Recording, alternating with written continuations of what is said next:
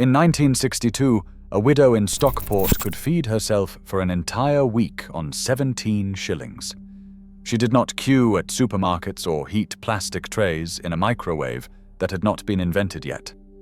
She cooked real food, hot meals that took less time than watching the evening news. Number 18 on this list was so common that every corner shop stocked the ingredients. Number 7 was served in hospitals because doctors believed it healed faster than medicine. And number 3 requires exactly 2 ingredients already in your cupboard. Yet somehow we forgot all of them. The ready meal industry grew to £12 billion by convincing us that cooking for one was not worth the bother. Before we begin, subscribe and leave a comment telling me which dish your nan used to make. Let us count down the 25 fastest vintage dinners that Britain forgot. Number 25. Cheese on toast with Worcestershire sauce. Before the toasty machine and long before the microwave, cheese on toast was the king of quick suppers. Your grandmother would slice strong cheddar, none of that mild rubbish, and lay it thick across a slice of bread already toasted on one side. A few shakes of Lear and Perrins, maybe a scrape of mustard, then under the grill until the cheese bubbled brown. The whole affair took 6 minutes. By 1955, a block of cheddar cost about 1 6, enough for a week of suppers. Worcestershire sauce was the secret, cutting through the fat with its sharp, tangy bite. Widows and widowers across Britain made this their Monday supper, standing at the cooker in slippers. It asked nothing of tired hands or fading eyesight. Today we reach for processed cheese slices that never brown properly, forgetting that real cheese on toast was a meal worth sitting down for. Number 24. Sardines on toast. A tin of sardines cost 9 pence in 1958 and contained enough protein to fuel an afternoon. Your grandfather would twist the key, roll back the lid, and tip the little fish straight onto hot buttered toast. A squeeze of lemon, a grind of black pepper, and supper was served. The whole meal took less time than boiling a kettle twice. Ministry of Food pamphlets praised tinned fish as the perfect store cupboard standby. The smell was strong, yes, but it meant nourishment. It meant independence. A meal that required no shopping trip, no elaborate preparation. Supermarkets now sell sardines in fancy olive oil at £3 a tin, but the simple pleasure of sardines on toast has vanished from the regular rotation. Number 23. Egg and soldiers. Not just for children. Egg and soldiers kept widows fed through decades of solitary evenings. A single egg, soft-boiled for exactly 4 minutes, was served in a china egg cup with toast cut into strips. The ritual mattered as much as the meal. Tapping the shell, slicing off the top, dipping the first soldier into the golden yolk. In 1953, eggs cost about 4 pence each, cheap enough for daily eating. Your grandmother ate this supper at the kitchen table with the wireless on, making the egg last. There was dignity in it. A proper meal, properly served, even when no one else was watching. Today we scramble eggs in microwaves or skip them altogether, forgetting that a single boiled egg, eaten slowly with buttered toast, was once the most civilized supper a person could make. Number 22. Beans on toast. Ration-era comfort. Heinz baked beans arrived in Britain in 1886, and they conquered the nation during rationing when protein was precious. Heat a single tin in a saucepan for 3 minutes, pour it over thick toast, and top with a knob of melting butter. Total cooking time is under 7 minutes. By 1960, Britain consumed over 1 million tins of beans every single day. Pensioners kept stacks in the cupboard, knowing that a hot meal was never more than 5 minutes away. Some added a fried egg on top. Others shook on Tabasco. The point was simplicity. A meal that required no skill, no planning, no company, yet still felt like a proper supper. Number 21. Welsh Rarebit. Welsh Rarebit was cheese on toast for grown-ups, and it took only 8 minutes. Your grandmother would melt butter in a small saucepan, stir in flour, then add a splash of milk and a handful of grated cheese. A teaspoon of mustard and a shake of Worcestershire sauce turned the mixture into a thick, glossy paste, spooned over toast and grilled until golden. The result was richer than plain cheese on toast, more substantial on a cold night. In pubs across Wales and beyond, Rarebit appeared on bar menus priced at £1 or less. But it belonged at home, in kitchens where one person cooked for themselves. The saucepan was small enough to wash in seconds. The taste, sharp with mustard and creamy with cheese, proved that cooking for yourself was not a burden, but a pleasure. Number 20. Pilchard fish cakes. Tinned pilchards cost less than fresh fish and kept for years in the cupboard. Your grandmother mashed them with cold leftover potato, added a beaten egg to bind, shaped the mixture into patties, and fried them golden in a little dripping. 8 minutes from tin to table. By the early 1950s, pilchards were a store cupboard essential.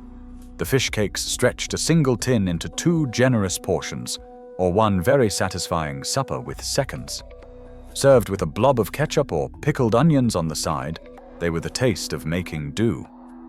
Today, pilchards sit neglected on supermarket shelves, victims of a generation that forgot how good a proper fish cake could taste. Number 19. Dripping toast with Bovril. When the Sunday roast was a distant memory and the pension had not yet arrived, dripping toast kept hunger at bay. Your grandmother would spread the cold beef fat on fresh toast, then add a thin scrape of Bovril for depth and salt. The combination was richer than butter, more savory than anything else in the larder, and ready in under 3 minutes. By 1952, a jar of Bovril cost about 1 and 3 and lasted months. The dripping was free, saved from Sunday's joint. Together they made a supper that was almost obscenely satisfying. Doctors would later warn against saturated fats, and the dripping pot vanished from most kitchens. But pensioners who remembered harder times never stopped entirely. First pattern break. Here is something the ready meal companies do not want you to know. In 1975, the average pensioner spent 47 minutes a day preparing food.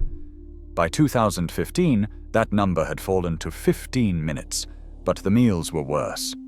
Nutritionists at Sheffield University found that pensioners who cooked from scratch consumed more vegetables, more protein, and fewer additives than those who relied on ready meals.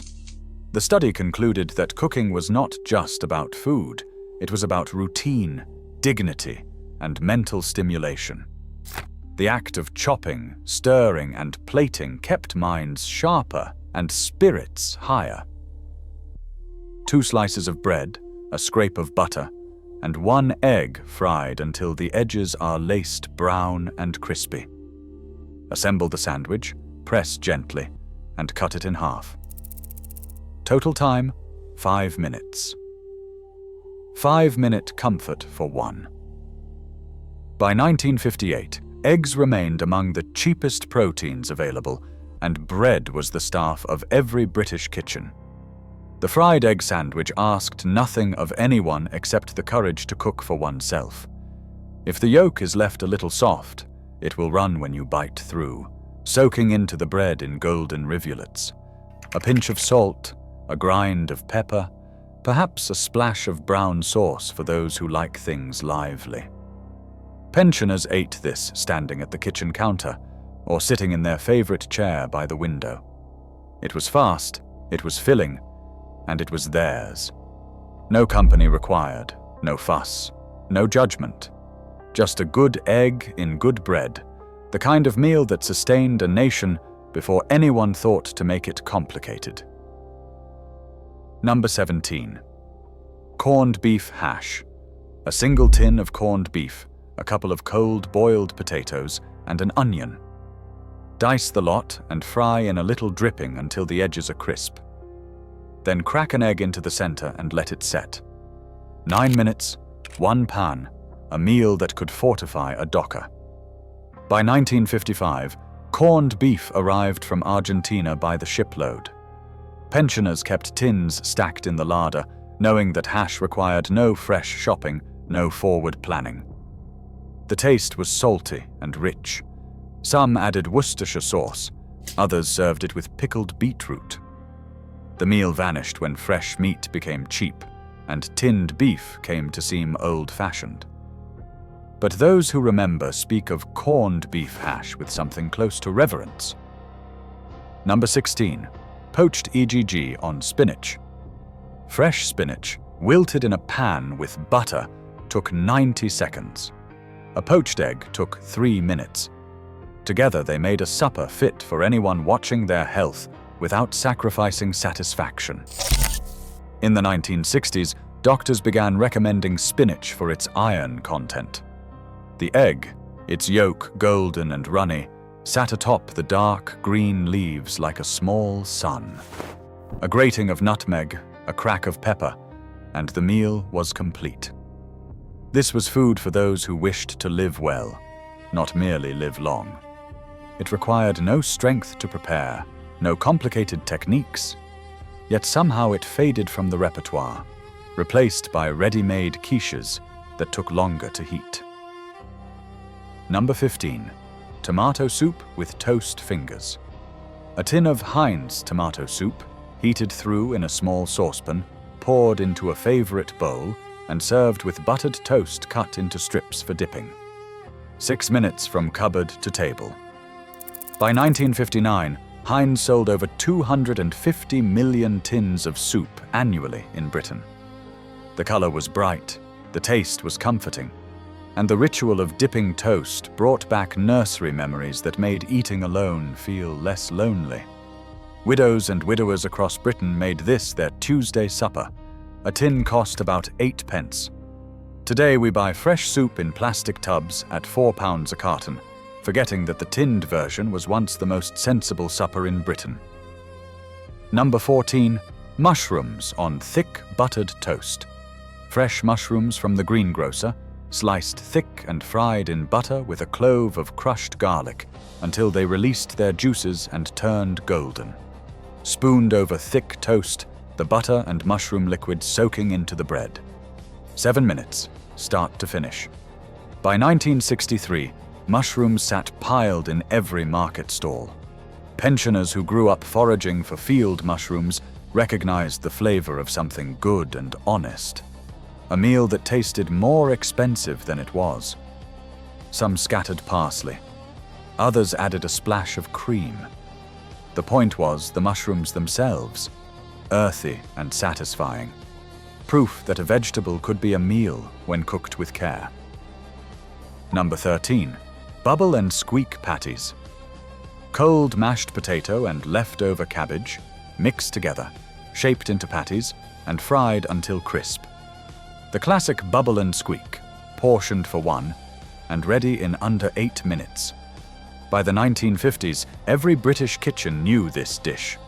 For pensioners eating alone, the patty version made more sense than the loose fry-up. Easier to handle, easier to portion. A fried egg on top, or a rasher of bacon alongside, and supper was complete.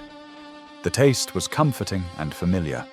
Supermarkets now sell frozen bubble and squeak patties that bear no resemblance to the homemade original. The crispness is wrong. The love is missing entirely. Second pattern break. The hidden cost of ready meals. In 2018, Age UK reported that over 1 million pensioners went at least a full day each week without speaking to anyone. Many chose ready meals precisely because cooking felt pointless without company. But research showed something unexpected. Pensioners who cooked simple meals, even just for themselves, reported lower rates of depression than those who relied on microwave dinners. The act of cooking was the company. The sizzle of the pan was a conversation. Ready meals promised to save time, but they stole something far more valuable. Number 12. cheese and onion. Pasty.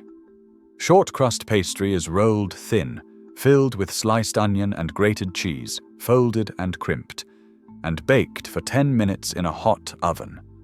Your grandmother made her own pastry in batches, kept it wrapped in grease-proof paper in the larder, and cut portions as needed.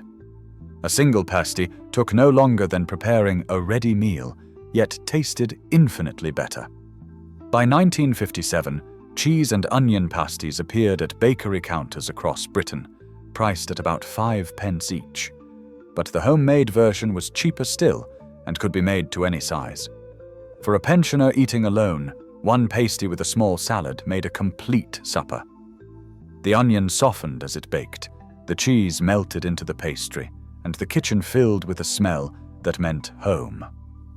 Frozen pasties have replaced the homemade originals, but they never brown quite right, and the filling never reaches the edges. Number 11. Bacon and egg. The simplest of suppers, and perhaps the most satisfying. 2 rashers of back bacon, fried until the fat rendered and the edges crisped. 1 egg cracked into the same pan, basted with the bacon fat until the white set and the yolk remained runny. 7 minutes, 1 plate, no apology needed. By 1960, a pound of bacon cost about 4 shillings, enough for several suppers if sliced carefully. Pensioners kept a small piece wrapped in the coldest part of the larder, knowing that bacon and egg required no company, no occasion, no excuse. It was Tuesday supper, or Saturday lunch, or Sunday breakfast stretched late, when sleep came hard the night before. The smell alone was worth the effort, drifting through the kitchen and out into the hallway, announcing that someone in this house was still cooking, still coping, still alive. Number 10. Grilled kipper. A whole kipper, brushed with butter, grilled for 5 minutes on each side until the skin crackled and the flesh turned meltingly soft. Served with brown bread and butter and a wedge of lemon on the side. By 1954, kippers sold for about 1 and 4 a pair at fishmongers across Britain, making them one of the cheapest fish available. Pensioners who grew up near the coast knew the taste intimately, while those inland accepted kippers as a store cupboard standby, bought smoked and vacuum-packed to last for days. The bones required care, yes, but picking through them was its own slow pleasure, a meal that could not be rushed and should not be. Today, kippers have all but vanished from breakfast tables and supper plates alike, victims of a generation that lacks patience and a supermarket system that cannot sell what shoppers have forgotten to want. Number 9. Scrambled eggs with chives. 3 eggs, a knob of butter, a splash of milk, stirred slowly over low heat until curds formed, soft and creamy, scattered with snipped chives from the window box and served on toast. 8 minutes if you did not rush, and you should never rush scrambled eggs. By the late 1950s, this was convalescent food, served to the recovering and the elderly by those who knew that gentle nutrition mattered. Pensioners cooking for themselves discovered that scrambled eggs felt more like care than almost anything else they could make. The stirring was meditative. The result was comforting. The chives, if grown on the windowsill, added freshness that cost nothing at all. Microwave scrambled eggs have become common now, rubbery and grey and wholly without charm. They take almost as long as the stovetop version and taste like abandonment. 3 eggs beaten, poured into a hot buttered pan, swirled until just set, then folded and slid onto a plate. A scattering of dried mixed herbs or fresh parsley if any grew nearby. 6 minutes, no more. By 1962, French cooking had begun to influence British kitchens, and the omelette arrived as the fastest, simplest French technique available. Pensioners with limited mobility found that omelettes required no heavy lifting, no elaborate preparation, just a steady hand and a non-stick pan. The taste was pure and clean, the texture soft and giving. Some added cheese, others stirred in leftover ham or a spoonful of mushrooms. The omelette accepted whatever the larder offered and turned it into supper. Yet omelettes have faded from the quick meal repertoire, replaced by foods that take longer and satisfy less. Number 7. Egg drop soup. A bowl of hot chicken stock, brought to the boil, with a beaten egg stirred through in ribbons. A handful of frozen peas, a shake of white pepper, a squeeze of lemon. 7 minutes from pot to bowl. Hospital kitchens served this to patients recovering from illness, knowing that the protein was easy to digest and the warmth was healing. Pensioners who had spent time in hospital often continued making egg drop soup at home, finding it easier to eat on difficult days than almost anything else. The Chinese takeaway version, beloved since the 1970s, was richer and more elaborate, but the simple British adaptation served its purpose without fuss. A stock cube dissolved in hot water, an egg from the basket, and comfort arrived in minutes.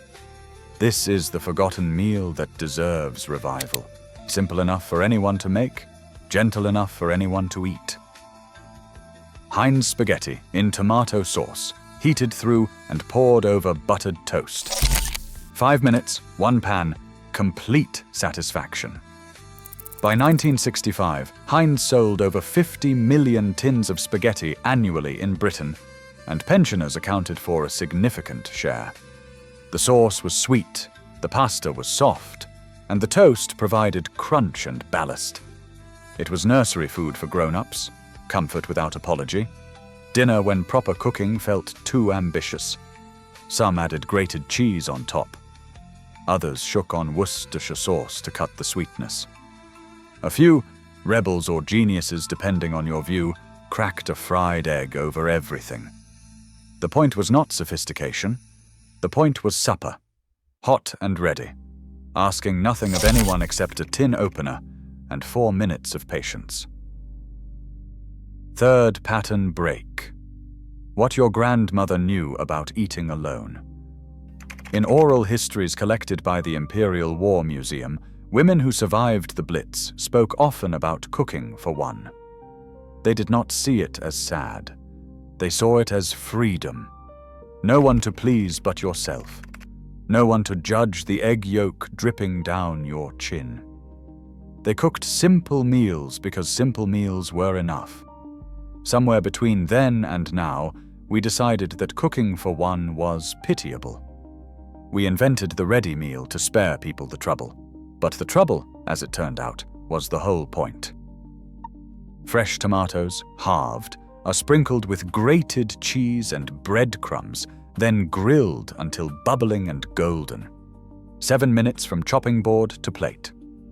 Served with bread and butter, the grilled tomatoes make a light supper that feels substantial without sitting heavy. The cheese crisps on top, the tomato softens beneath, and the breadcrumbs add crunch. By 1958, tomatoes had become affordable year-round, no longer the summer luxury they once were. Pensioners who remembered growing tomatoes in back garden greenhouses recognized this dish as the taste of their own childhood, translated into something quick enough for tired evenings. This is the kind of meal that deserves rediscovery, fast and honest and entirely without pretension. Number 4. Toasted crumpets with butter and Marmite. Crumpets are toasted until the edges crisp and the holes gape ready for butter. A thick spread of salted butter melts down through every crevice, followed by a thin scrape of Marmite for those who love it. 3 minutes, no cooking, pure satisfaction. By 1955, crumpets cost about 3p each at bakeries and market stalls, cheap enough for daily eating. Pensioners kept packets in the bread bin, knowing that supper could be ready before the kettle finished boiling for tea. Marmite was essential for some and heresy for others, but everyone agreed that proper butter, not margarine, made the crumpets worth eating. The taste was salt and warmth and home, achieved without effort, requiring nothing but hunger, and a working toaster. Number 3. Bread and hot milk. Torn bread soaked in hot, sweetened milk, eaten with a spoon from a bowl. Your grandmother's grandmother made this when money ran low or when energy ran lower. A meal that required nothing but ingredients every kitchen already held. 5 minutes if you counted tearing the bread, which hardly counted at all. By the 1950s, bread and milk had become convalescent food, served to the sick and elderly when digestion demanded gentleness.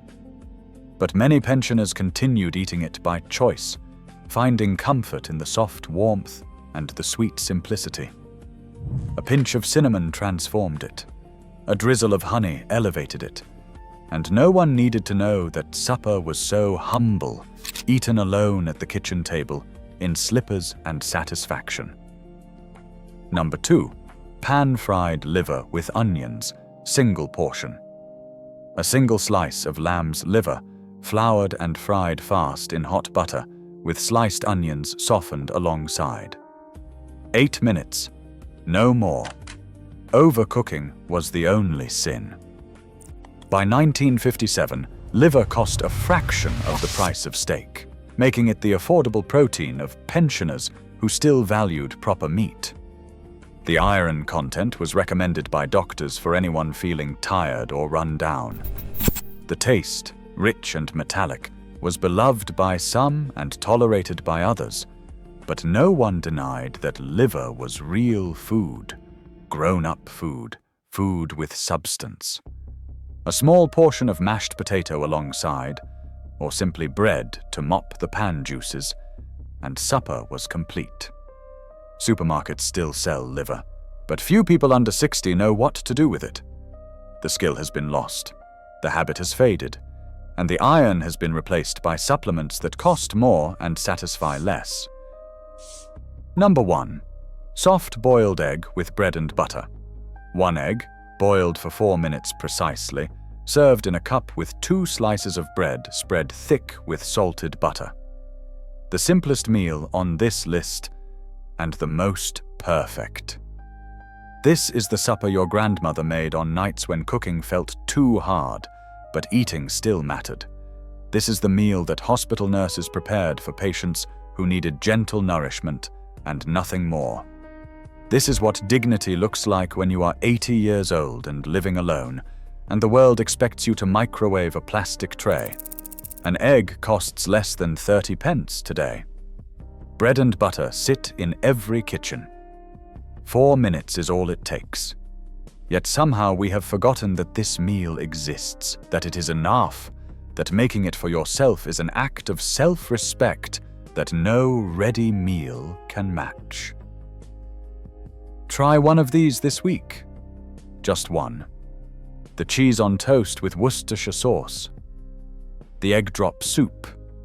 The crumpets with Marmite. Then come back and tell me how it felt to cook for yourself again. Tell me if it took longer than microwaving a ready meal. Tell me if it tasted worse.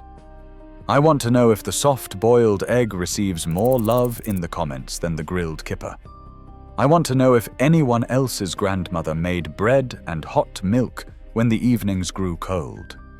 Because these were not just quick dinners. They were proof that cooking for one was never a burden. It was a gift. A few minutes of care. A few pence spent wisely. A hot meal at your own table in your own time.